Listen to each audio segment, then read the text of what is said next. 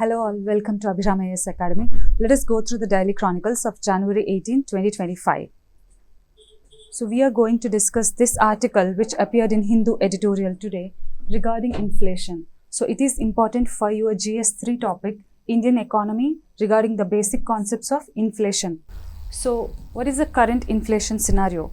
Currently, the CPI inflation has come down from November. In November, it was 5.4%, but right now in December, it was 5.22%.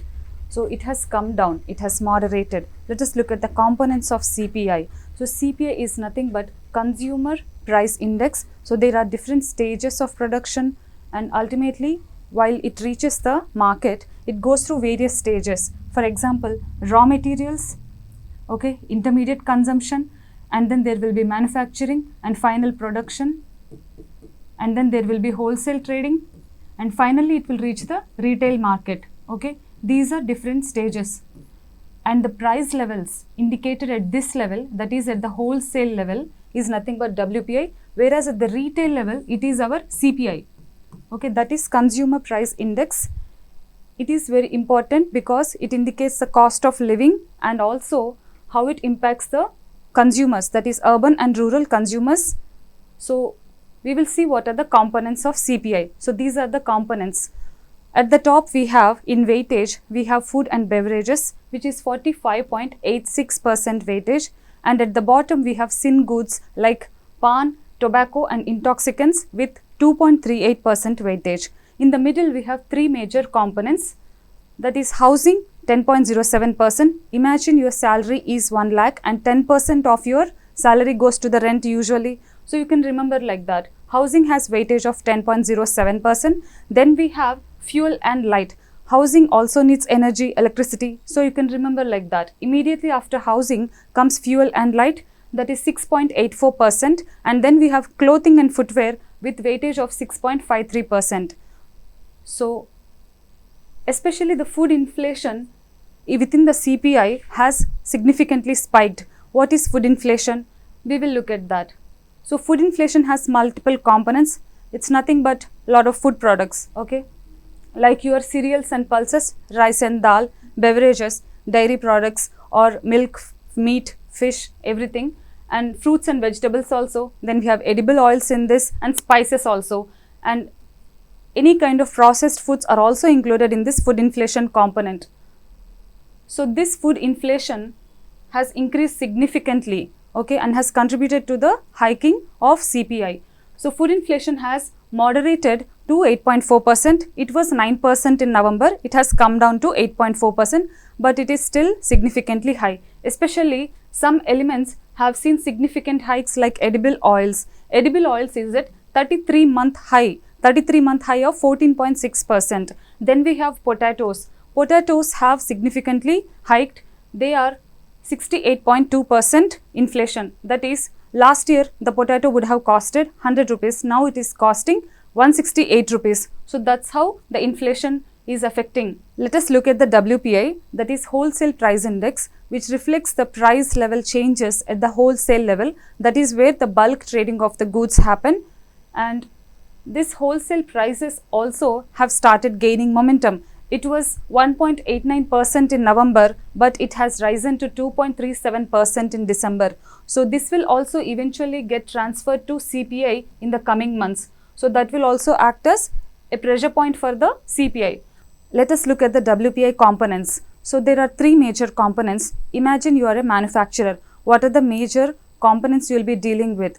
So initially you will need raw materials, and then you might need energy to fuel the production process, and ultimately you will get the manufactured product. So these three are the major components of WPI. One is primary article. Its weightage is 22.62%, which will act as a raw material for your process. And you have fuel and power also. That's weightage is 13.15%. Then we have manufactured products with weightage 64.23%. So this is the descending order. Initially you have manufactured products, then we have primary, and last we have fuel and power in weightage terms. Let us look at the challenges that policymakers face because of this inflation. So rising oil prices and weak rupee, these are other challenges. There is a risk of imported inflation because of this. So inflation is nothing but general price level rise in the domestic territory. But when the prices of the imports also increase, which will act as a raw material for the production process in the domestic territory, that will lead to inflation indirectly. So because of the imports price rise, we are getting inflation in the domestic territory also. That is nothing but imported inflation. How does weakening rupee add to these problems? So imagine the crude oil price is 100 rupees per liter last year.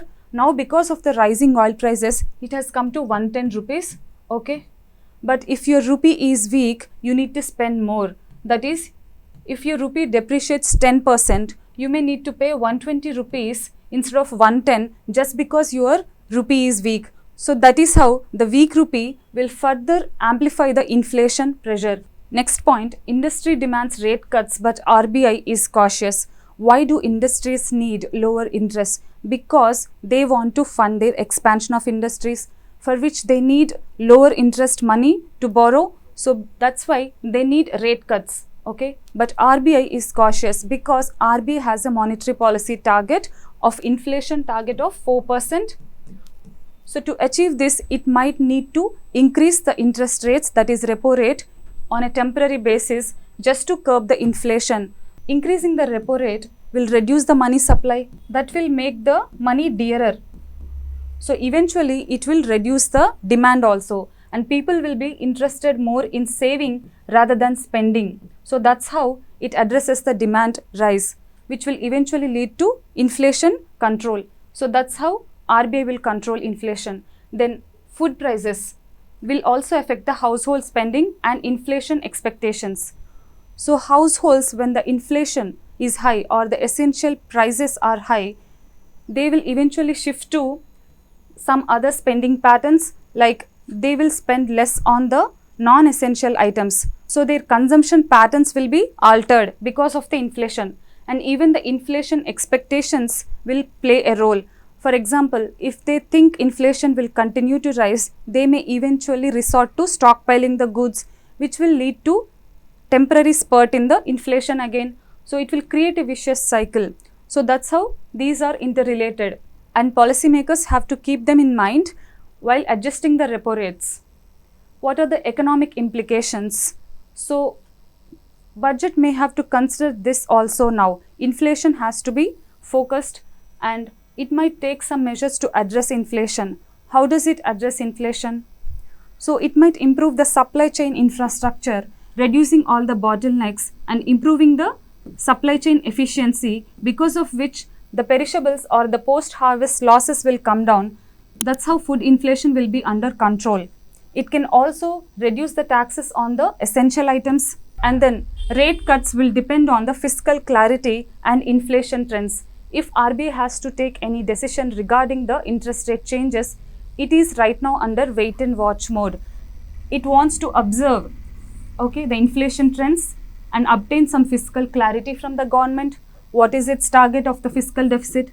What is the medium-term fiscal policy statement say? It has to observe all this before deciding on any rate cuts. And also global volatility because of oil price rise and also rupee depreciation. These are the global volatility factors. This will complicate the decisions also.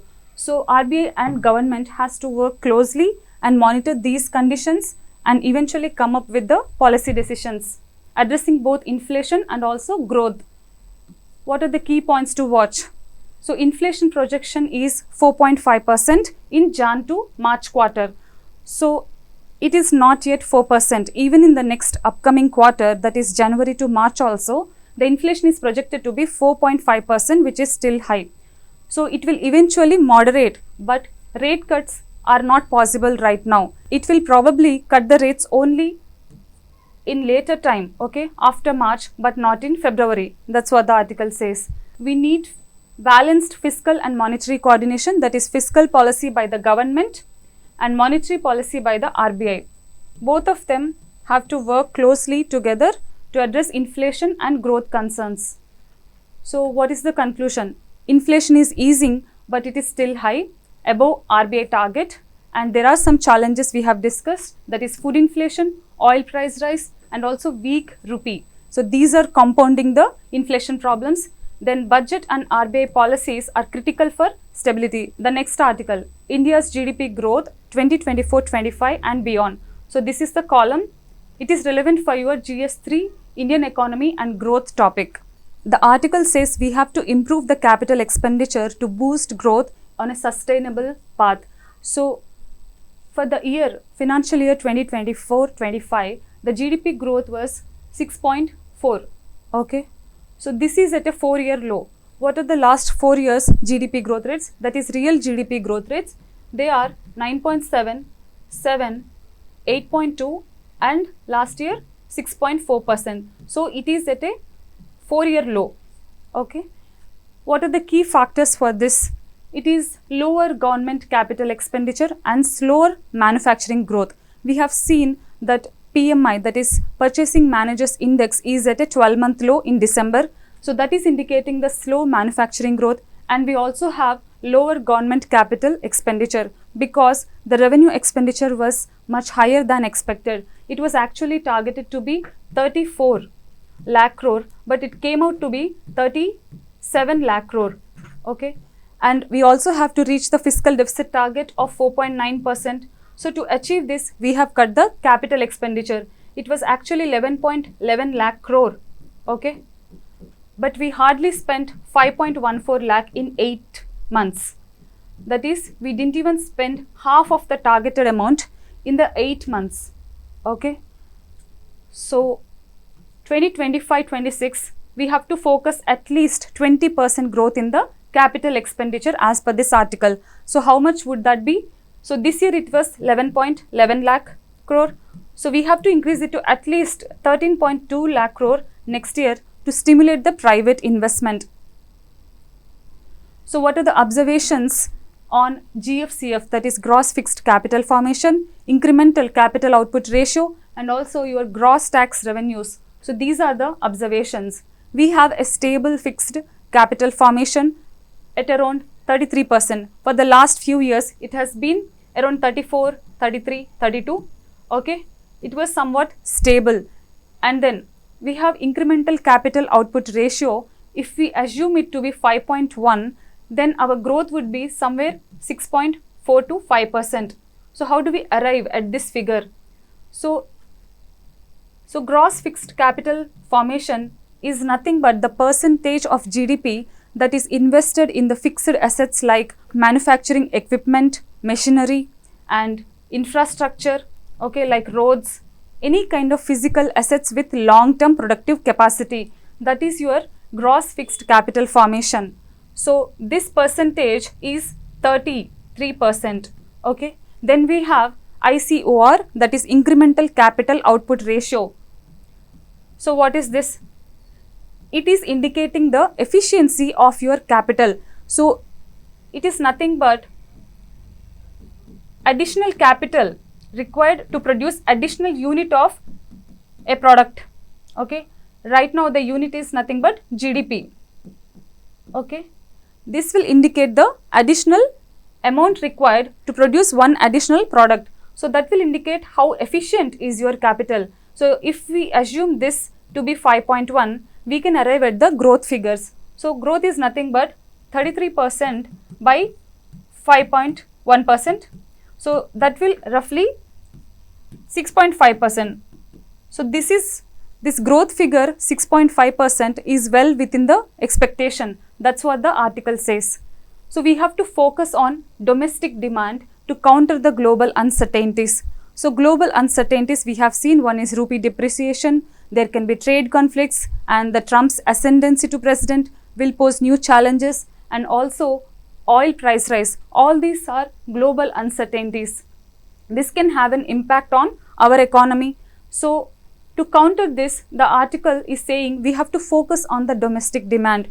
If we look at the expenditure method, we can understand that private final consumption expenditure is around 60% for India, and government final consumption expenditure is around 10%, okay, 10 to 12%. Then we have gross fixed capital formation, that is nothing but your investment. So this is C, this is G, this is I. Then we have export minus import. So this is the expenditure method of GDP calculation. So this is around 33% right now.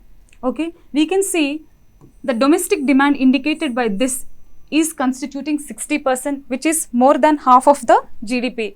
So that's how domestic demand can be acting as a counter to the global uncertainties. Even in the 2008 global financial crisis, India was able to achieve 7.4% growth because of the strong domestic demand. The article says gross tax revenues have grown to 10.7%, and we also have higher tax buoyancy, which was expected to be 1.03%, but it is 1.1% now. It may offset the revenue shortfall. What does this statement mean? So gross tax revenues is nothing but the tax collected, that is both direct and indirect taxes. Okay. Direct is like your income tax, corporate tax, all these. Indirect is like your GST, sales, VAT, all these. So all these come under gross tax revenues. So this has grown 10.7% compared to last year. But the tax buoyancy, so the tax buoyancy is 1.03% expected, but it is 1.1%.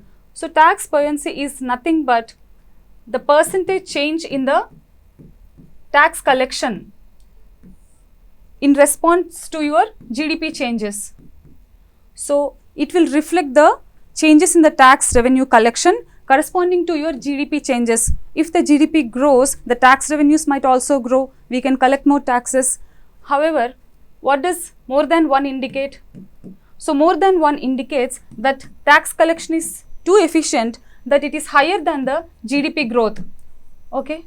So if the GDP growth is 6%, the tax collection growth is 7%. So that is because of higher tax buoyancy. So now we have 1.1%. So just because we have lower growth of 6.4 doesn't mean we cannot reach our tax growth target. So it can offset, the tax buoyancy can offset the revenue shortfall because of the lower GDP growth, that is 6.4. So that's what this means. Next, the suggestions.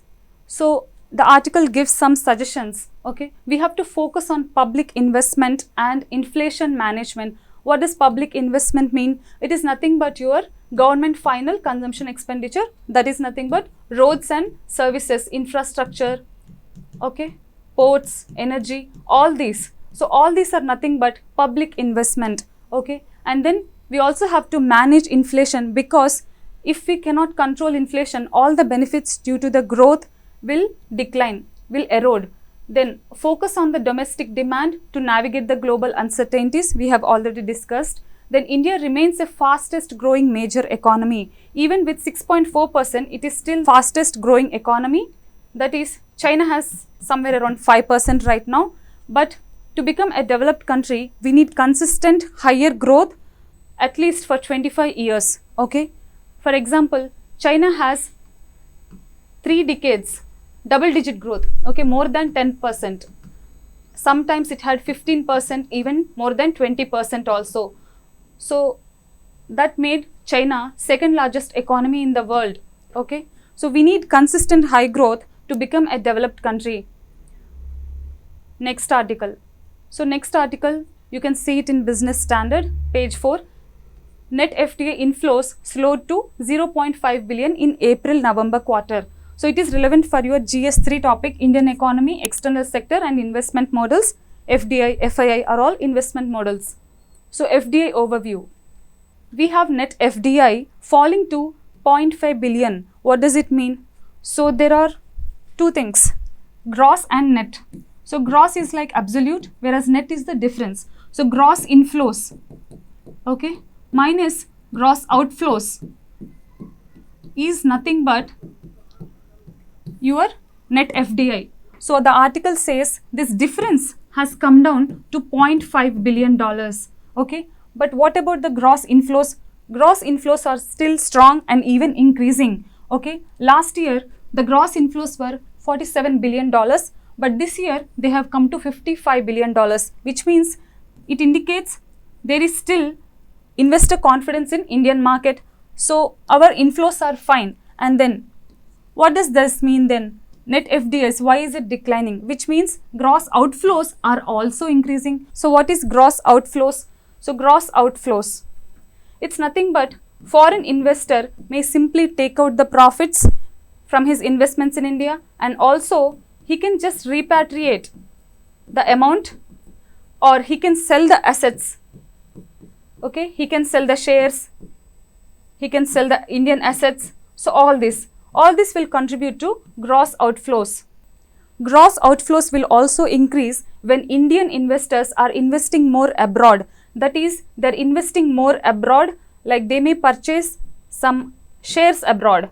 Okay, they may invest abroad, and also they can acquire the foreign assets. Okay, foreign companies or foreign subsidiaries. All this will come under your gross outflows. So this is same, but this has increased significantly, because of which we have net FDI to $0.5 billion.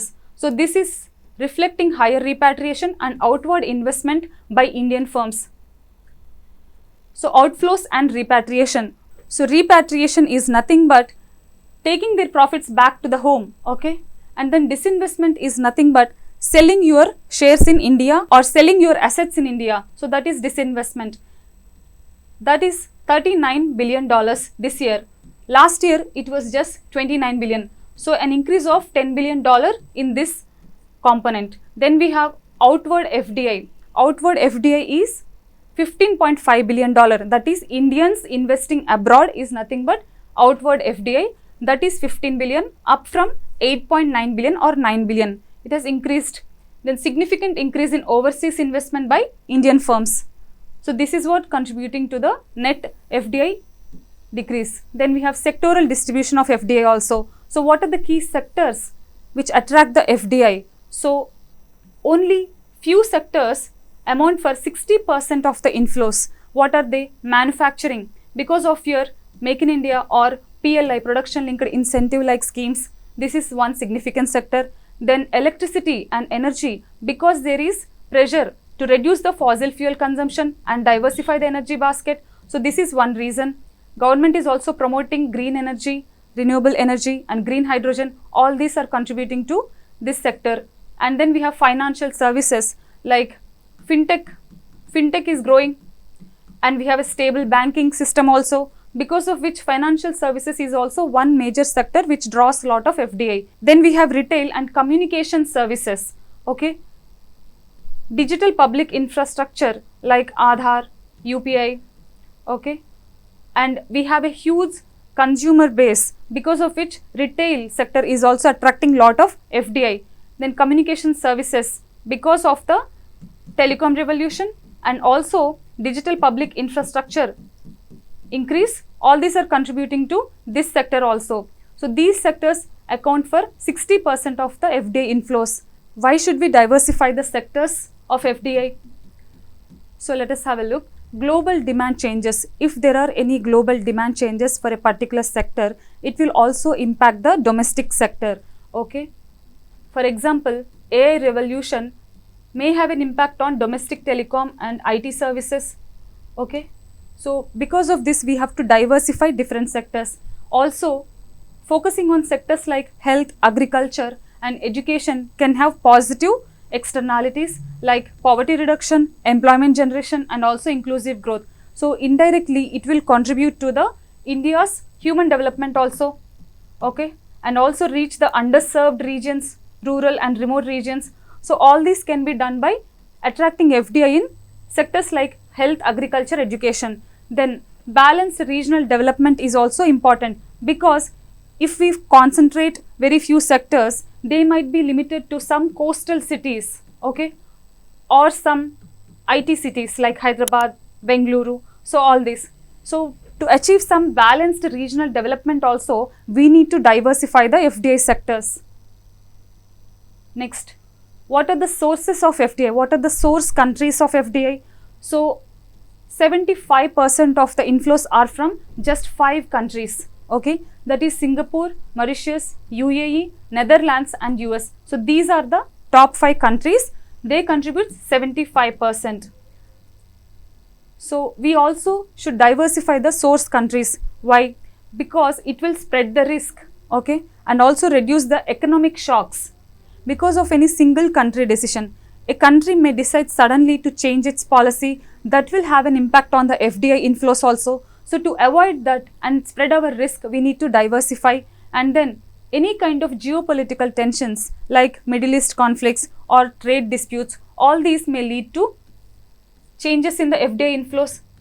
When we diversify, a geopolitical tension in one region will not have an impact on the FDI inflows from other region. So this is one reason. Then crisis in one region will not impact FDI inflows from other. Then access the best technology from different countries. So each country will have its own specialization. For example, Germany is known for green energy expertise.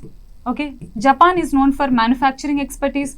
US is known for technology and innovation. So we can get the best out of different countries if we diversify the sources of FDI. So that is also one reason why should we diversify FDI sources. So what is the conclusion?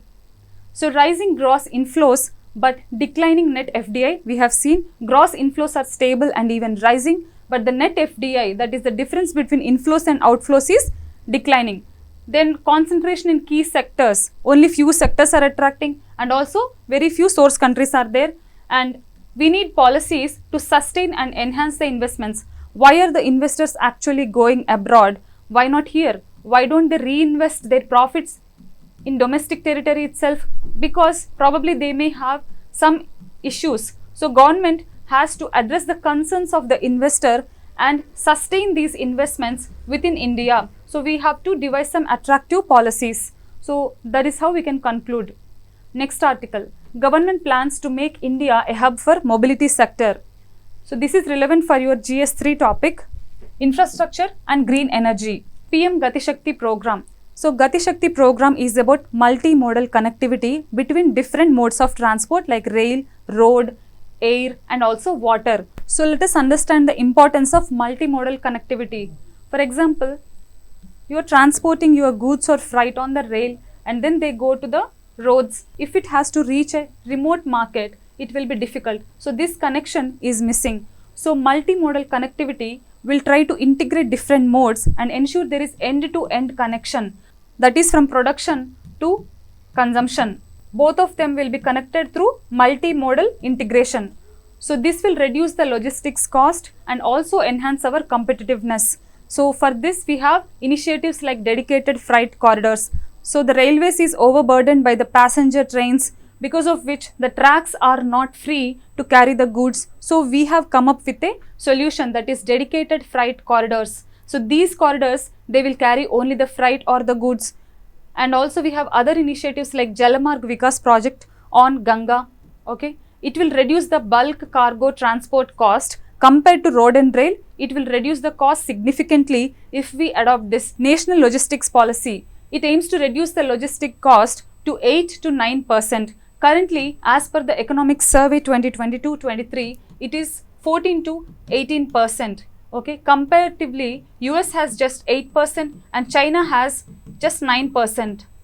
So this significant logistics cost are reducing our competitiveness at a global level. So it makes Indian goods less competitive. So that's why we have introduced this logistics policy. Its target is to reduce the logistics cost to 8 to 9%. For example, this can help improve our e-commerce sector also by reducing the delivery cost. Then we have agricultural logistics also, like building the cold storage infrastructure can help in preserving the food better and reducing the post-harvest losses also. Okay, so all these will contribute to the improving logistics. Electric mobility and renewable energy sector. Let us have a look. The government's focus is on hydrogen fuel, biofuel and renewable energy. So hydrogen fuel. So the latest engine is hydrogen internal combustion engine. So it will burn hydrogen instead of the fossil fuel and the byproduct is just water. Okay. It is environmentally friendly. It is also suitable for heavy trucks, okay, heavy duty vehicles. For example, Tata Motors Prima H28 is one such hydrogen powered truck. Then we have hydrogen buses also in Leh region. We have piloted that project. Then National Electric Mobility Mission Plan. National Electric Mobility Mission Plan was launched in 2013 and it is mainly to promote the electric and hybrid vehicles. Attached to this we have also FAME, okay. FAME scheme is also to complement this. Its target is 6 to 7 million electric vehicles by 2025 it is aiming to reduce the dependency on the fossil fuel by improving the electric vehicles. It also has significant environmental benefits because it will reduce the emissions also. Okay. Transport sector significantly contributes to the emissions, so it aims to reduce that and also reducing our dependence on the fossil fuels. Next, renewable energy and battery storage.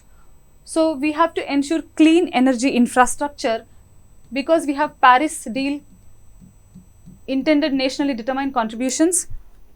45% of the energy mix should be from non-fossil fuels. So to reach this target, we have to strengthen our clean energy infrastructure through renewables like solar and wind projects. So that is one target. Rajasthan has the largest solar park, and we have also allocated 18,000 crore for advanced chemistry cell battery storage. So these battery have extreme high capacity. Okay, they can work for longer time, and examples are Tesla Powerwall. It uses the advanced lithium ion battery technology. It is critical for success of the electric vehicles and also renewable energy because renewable energy is intermittent in nature. It needs some kind of storage because sun will come only in the daytime. So during night there will be no production. So then we need batteries to store the energy. So the battery need to be high capacity. So that's where this lithium ion solid state batteries help. So how can we conclude this? We can say we have prioritized infrastructure development because we have allocated 11 lakh crore in the last budget for infrastructure, and then India is transforming its mobility and infrastructure sector by diversifying its investment in multiple sectors like multimodal logistics. So Gati Shakti is one example here, and we are also focusing on renewable energy. We are coming up with green hydrogen like missions, and advanced technologies are also attracted with FDIs, and global manufacturing capabilities are also aimed to be improved, okay, with schemes like Make in India, production linked incentive, which draw a lot of interest in energy and manufacturing sectors. This ensures there is sustainable growth, and it will reduce the import dependency and also position India as a global leader in renewable and manufacturing sectors. That's how we can conclude. That's it for today. Thanks for watching. Please subscribe to Abhiram IAS Academy.